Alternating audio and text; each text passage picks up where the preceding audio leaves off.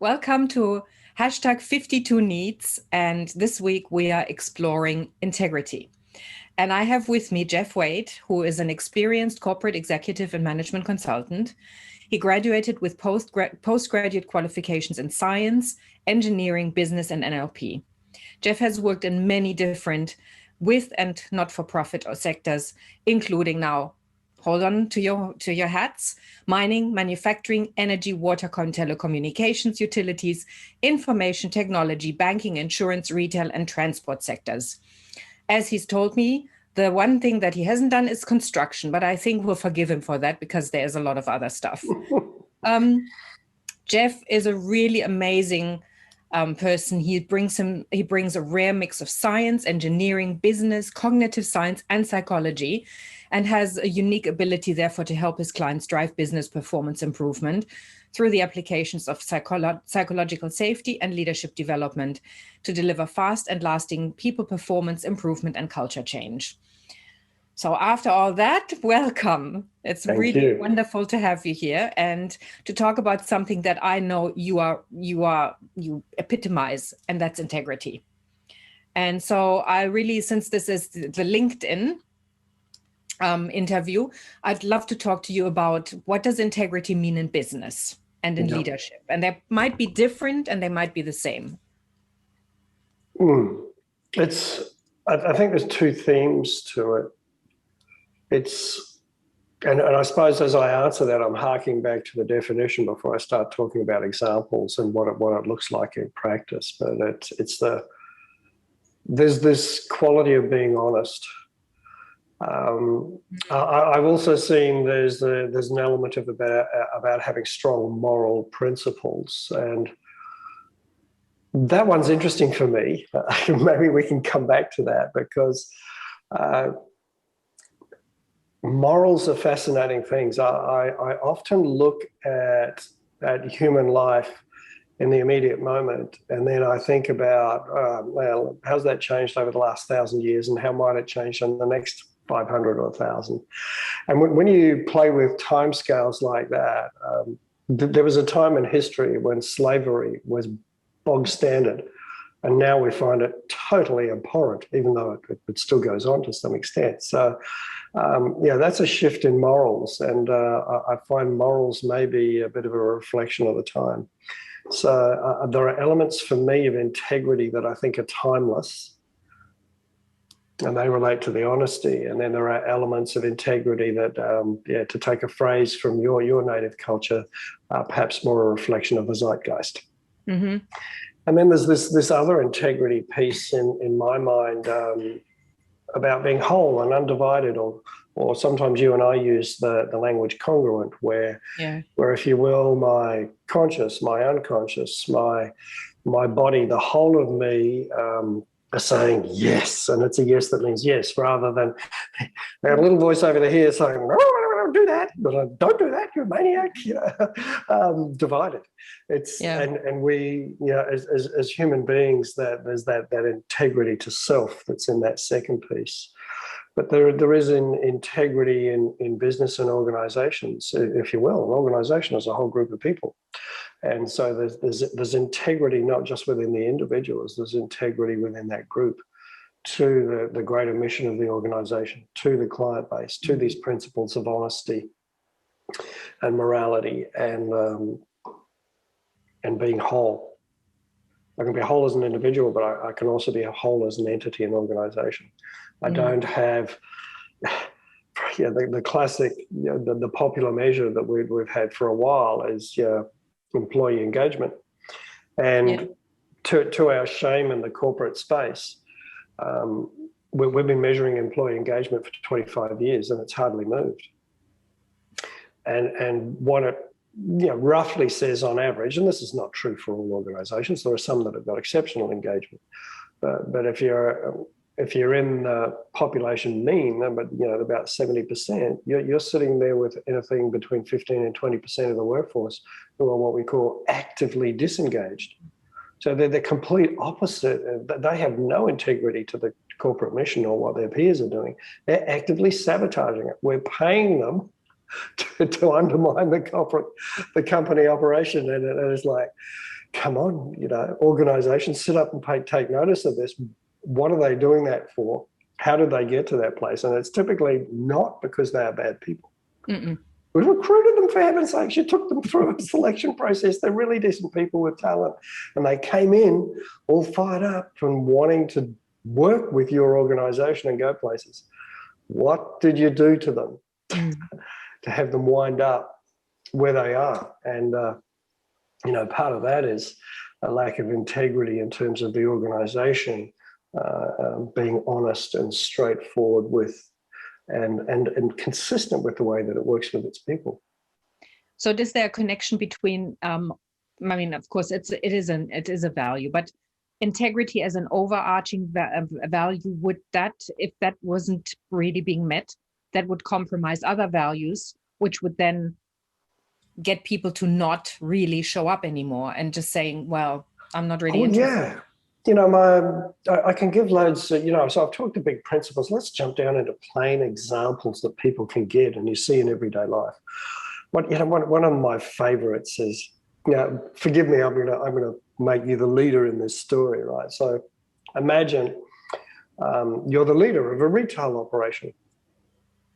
And when I say operation, I mean a location. And you recruited me. And I'm the new salesperson. I'm 10 days into my role with the organization.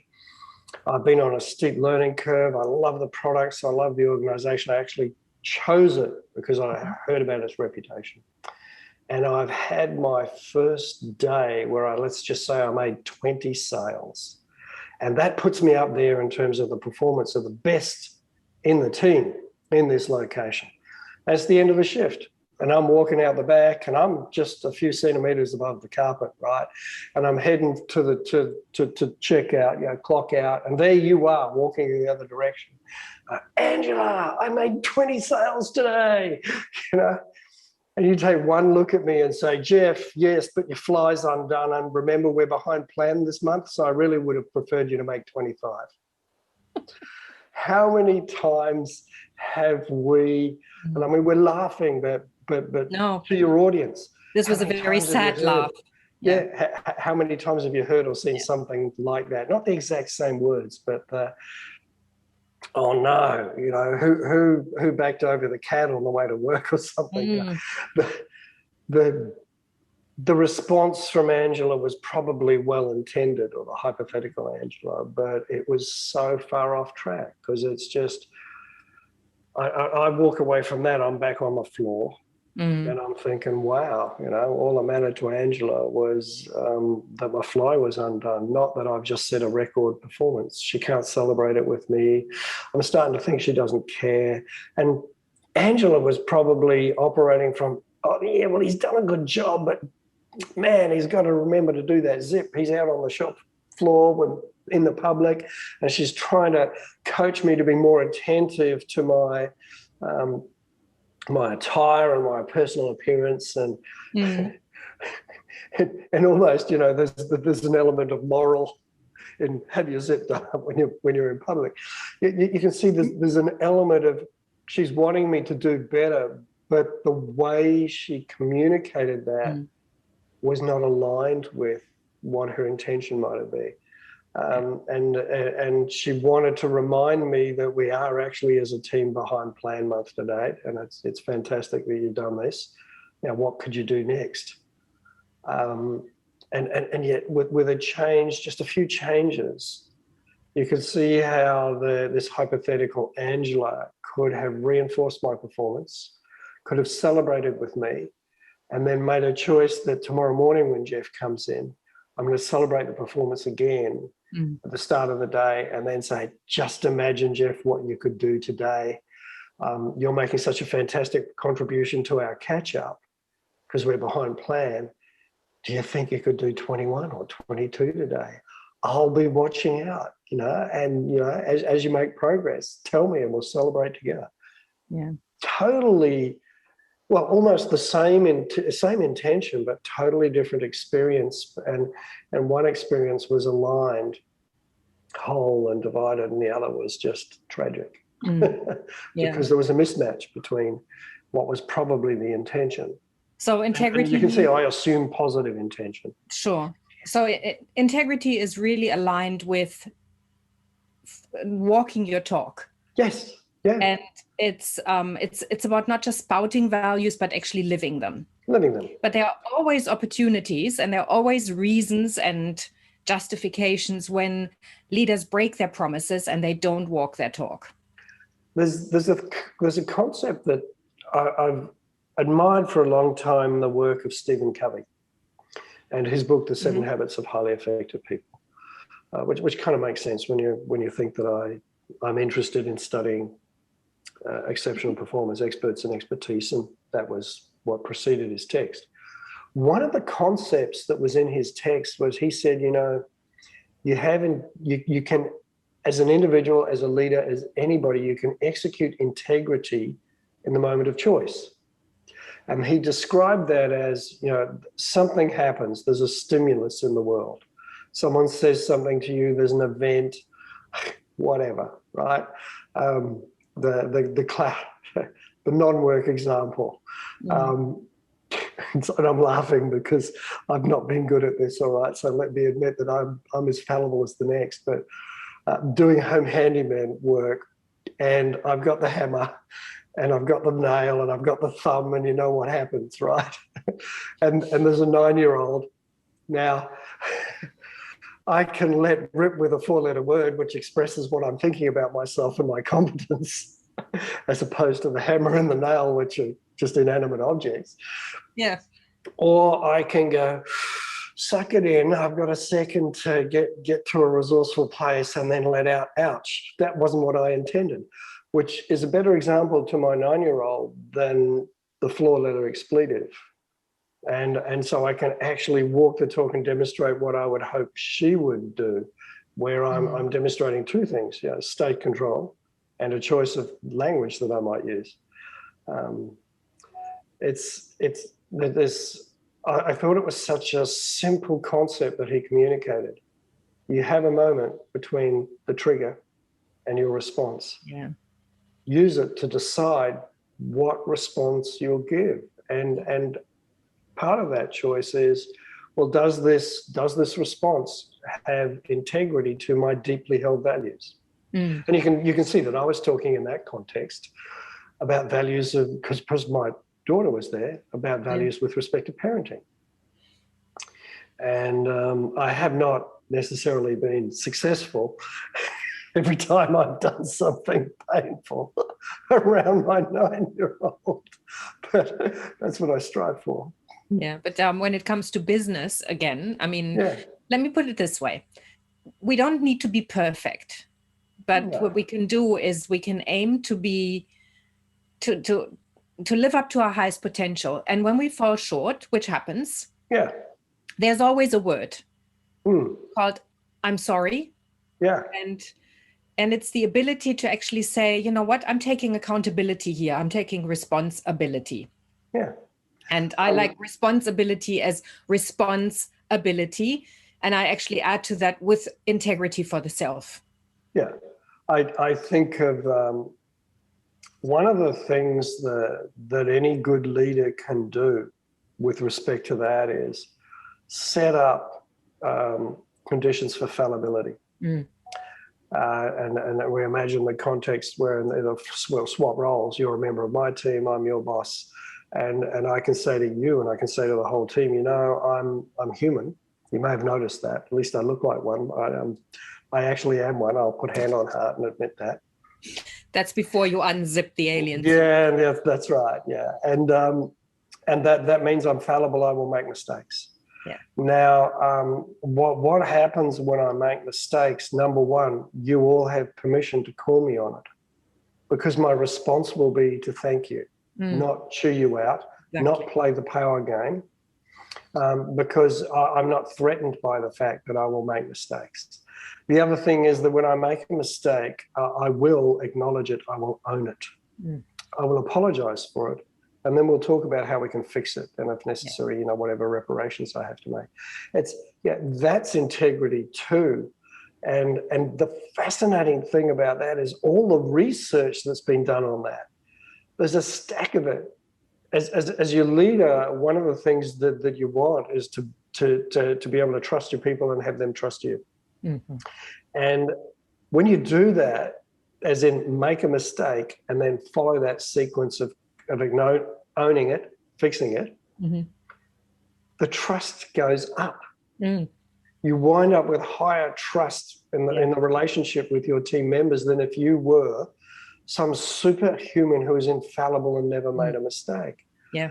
And the other end of the equation is if I deny my mistakes, it actually becomes really quite serious, because now we have a cognitive dissonance. Yeah. Where there's evidence in the world that I've screwed up, but I'm blatantly denying it.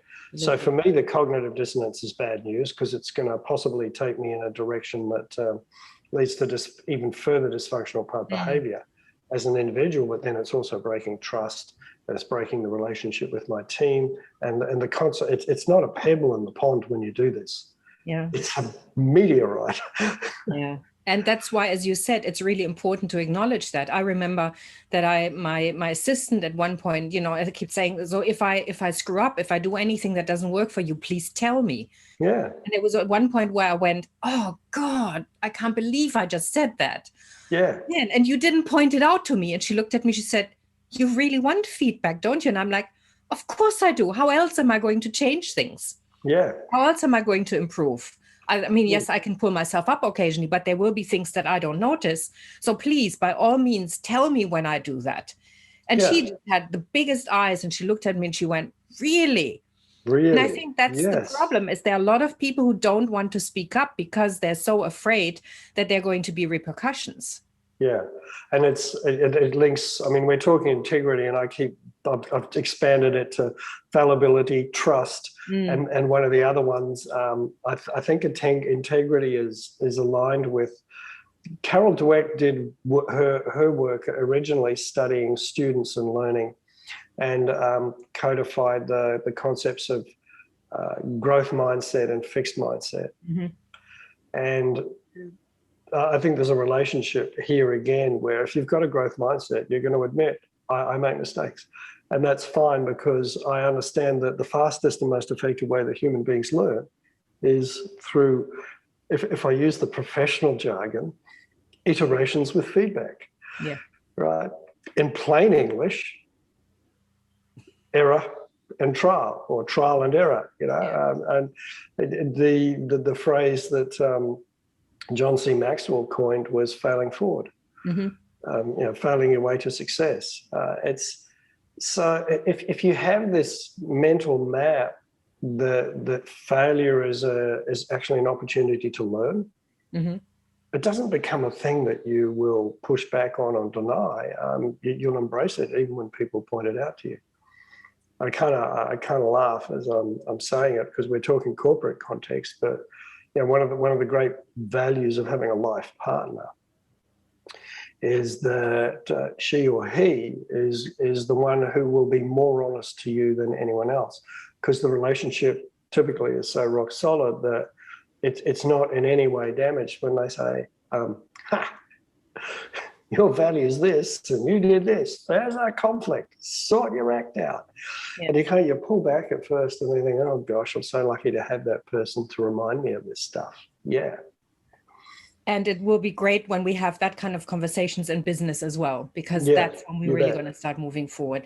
Now, I know you and I can talk about this until the cows come home, but for now, I thank you so much for sharing your wisdom with us. And anybody who wants to get in touch with Geoff, you know where to find him. I'll definitely make sure of that.